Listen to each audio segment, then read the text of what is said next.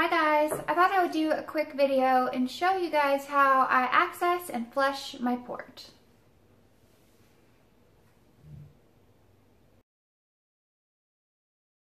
The central line, it goes straight up into my vein up here. I have to get infusions every so often because I get very dehydrated and malnourished because of my Crohn's disease.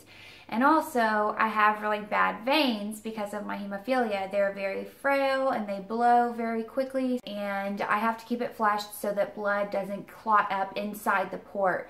The port is right here, and then back behind the port there's like a little well, and that's where this line connects to. So I can get anything IV, and I have a line at all times. I don't have to worry about, you know, blowing out veins in my arms and stuff like that. Okay, when you flush a port, this is a central line straight into your bloodstream. So it has to be completely sterile process, like sterile procedure.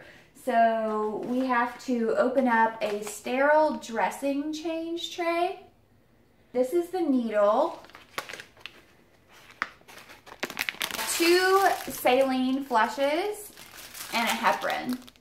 So you always want to start with clean hands. So this sterile kit, inside it is sterile. This side is like a shiny side. This is the underneath side that lays against the table. So you can actually touch that because that's not the sterile side. You carefully have to open up the sterile kit.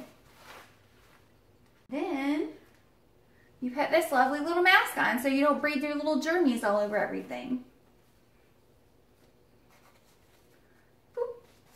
So I'm going to set my gloves off to the side. I'm going to open up this needle and I'm going to carefully drop it right on the sterile field without touching it. Take a sterile saline flush, and I'm going to open up the back end of it. While it's still covered, I'm going to unscrew it and pull it out without touching it like that.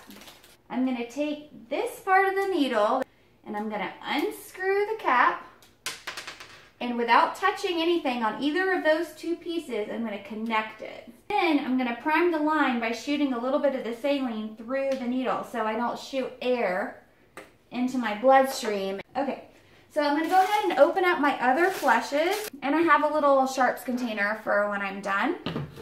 You never want to put needles right in the trash can, obviously. Okay, now that I have everything set up on the sterile field, it's time to put my gloves on. You open it up and it looks like this. There's a little cuff that's folded, so you carefully put them on your hand without touching the outside of the glove. You only touch the inside of the glove. Okay, now that this hand is sterile, you can only touch the outside of the glove. Pick up the cuff like this, and then your hand goes straight inside. So you only touch the inside. Now both your hands have sterile gloves. Okay, so you go and you pick up your cleanie cleaner. Squeeze the little guys right here. This is a Chloraprep. It's like really strong rubbing alcohol, basically. And so then you just rub it. You have to make sure that you get it good and clean. So like 30 good seconds of cleaning. I actually really like the way it smells. Is that wrong?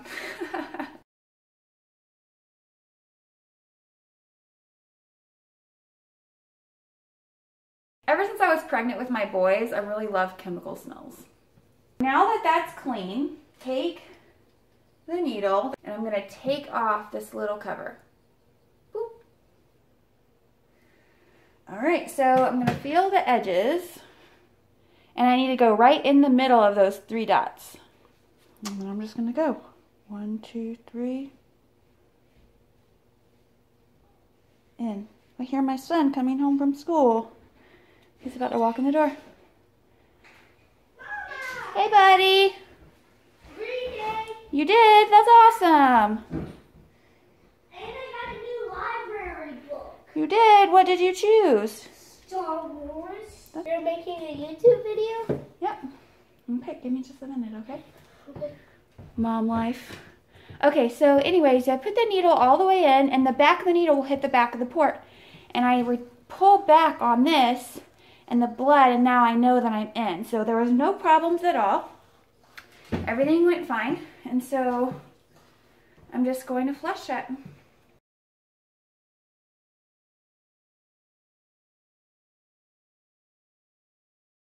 This is Lego Star Wars.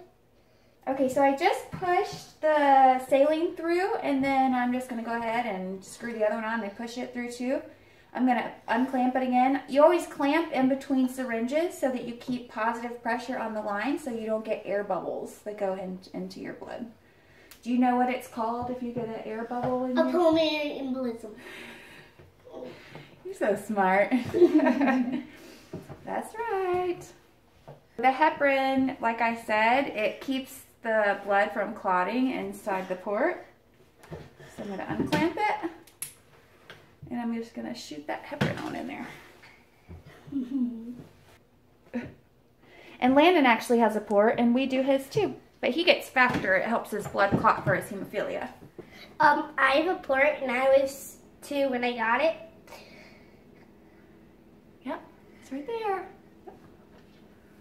Okay, so now that I'm done with the heparin and I have it clasped, I'm going to go ahead and just remove the needle. So there's this little white piece that I pop off. It's like squeezy squeeze. Hold this white part down and I pull this out like this.